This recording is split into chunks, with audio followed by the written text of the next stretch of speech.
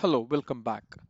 The last classification we would look at is the classification of models into what are called lumped parameter models and distributed parameter models, or lumped parameter systems or distributed parameter systems. So LPS, lumped parameter systems versus distributed parameter systems. And the idea is very simple, right? So the question here is, do variables vary with respect to the position, right, or the spatial dimension? Remember, in the classification of models into steady state and dynamic, the key question was, do things change with respect to time? If they did change with respect to time, then we would say that it is a dynamic system or a dynamic model corresponding to a certain system. If things were not changing with respect to time, then we would say it is a steady state system. Now, likewise here, the question that is asked is, do the variables vary with respect to the spatial dimension, right? In terms of x, y, z, or r, theta, and z, or r, theta, and phi kind of, spatial dimensions, right? So we usually have three spatial dimensions. In the Cartesian coordinates, it is x, y, z, right? The three directions are denoted as x, y, and z. And in cylindrical coordinates, it would be r, theta, z. And in spherical coordinates, it will be r, theta, and phi. Now, the question is, do variables change with respect to position or they don't? Now, if you take this example of a CSTR, right, a continuous stirred tank reactor, in which, let's say, a reaction A goes to B takes place. Now, the purpose of having the stirrer, so this is the feed volumetric flow rate, this is the feed concentration. And in the exit stream, you have this to be the flow rate, volumetric flow rate of the exit stream, and this to be the exit concentration of A in the reactor that comes out of the reactor. So this is what is kind of assumed in this particular figure, and reaction A goes to B takes place in this. So some or all of the A is converted into B. So if all of A is converted into B, Ca2 will be equal to 0. If sum of A, right, gets converted to B and sum of A just leaves unreacted, that concentration of A in the exit stream will be Ca2, which will not be equal to 0 in that case. Okay, so this is the general idea. So this is the reaction that takes place there. Now, the moment we say it is an ideal CSTR or an ideal stirred tank reactor, continuous stirred tank reactor, is basically we say this stirrer is doing a great job of homogenizing the contents of the liquid within the tank, right? So at any point inside this reactor, right, there you see the concentration at all points are the same, right? So it will be equal to Ca2, the exit concentration all over.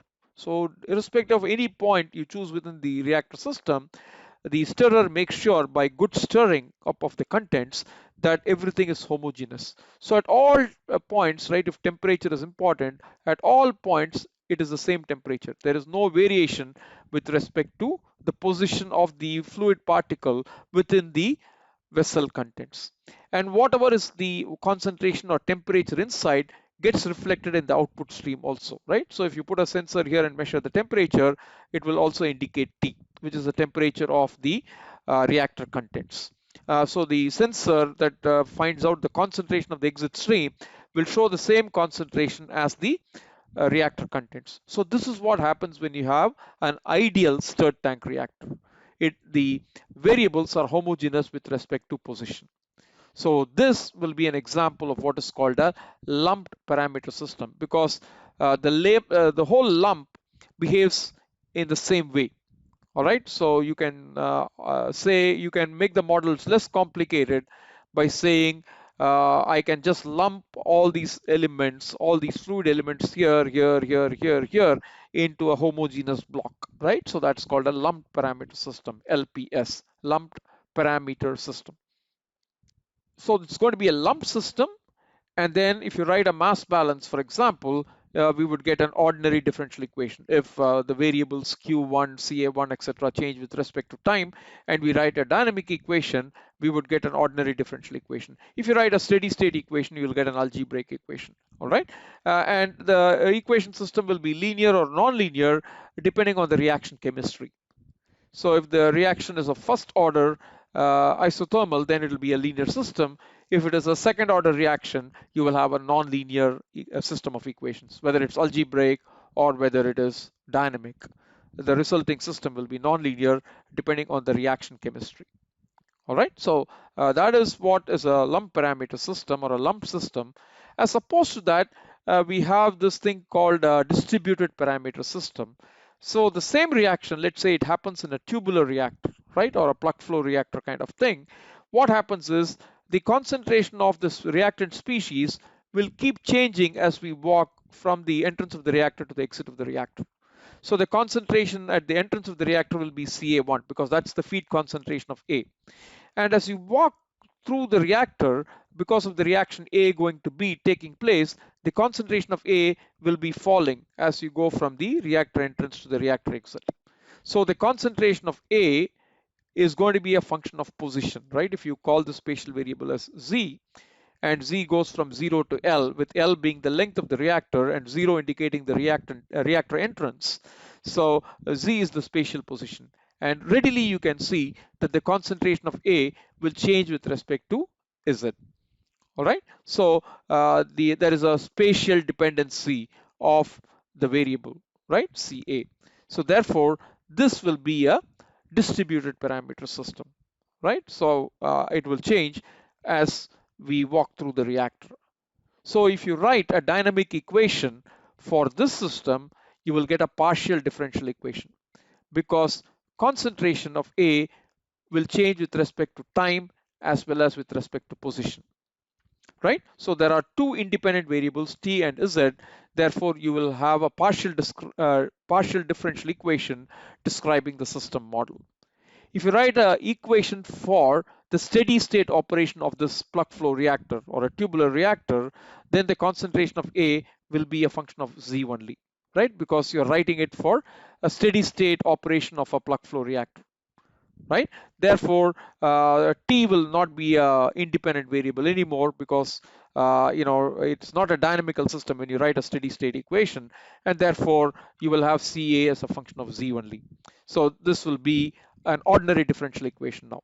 So what I'm trying to say here is, if you have this kind of a tubular reactor, or let's say a plug flow reactor to keep things simple, if you write a dynamic equation for the system, you will get a partial differential equation where the dependent variable Ca, the concentration of reactant species A, depends on both time and with respect to position.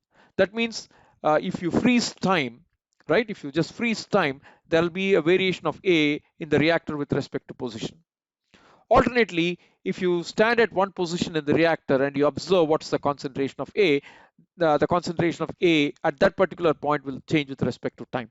So the dynamic operation of a plug flow reactor means that the concentration of A changes with both time and position. But if you are describing the operation of this plug flow reactor at steady state, then the concentration of A will be a function of Z only, because time is not going to be a factor once you say the system is operating at steady state. Time becomes irrelevant. Therefore, you will get an ordinary differential equation.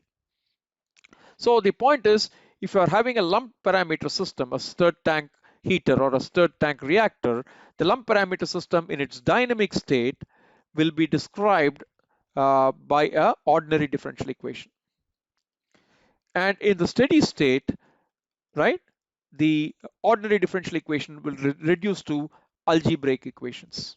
Whether the ordinary differential equation is nonlinear or linear, and correspondingly the algebraic equation is linear or nonlinear, that will be described by the reaction chemistry. That will be determined by the reaction chemistry, etc. Whether it's a first order reaction or a second order reaction, that will determine whether it's linear or nonlinear. So if you're modeling the operation of the tubular reactor or a plug flow reactor at dynamic state, you will get a partial differential equation because things change with both time and with respect to position. So by definition, in a plug flow reactor, things will change with respect to position. All right, so it is always going to be a distributed parameter system. The distributed parameter system in the dynamic state will also involve time as a variable.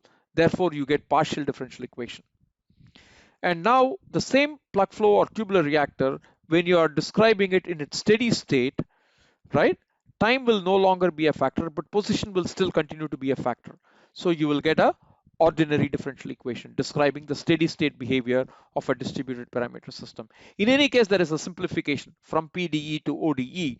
Just like for the lump parameter system, there is a simplification from ODE to algebraic equations as you go from the dynamic state towards the steady state.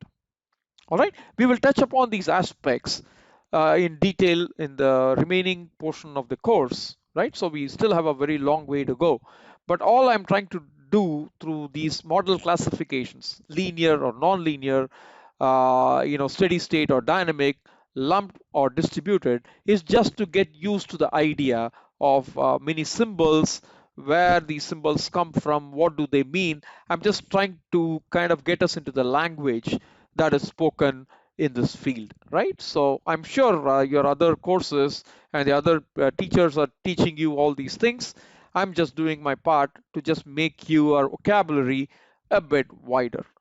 Okay, so at this point in time, if you're able to understand where the equations come from, mass balance, energy balance, empirical observations, and then you understand that models can be classified into different ways, into different categories, you are doing a good job.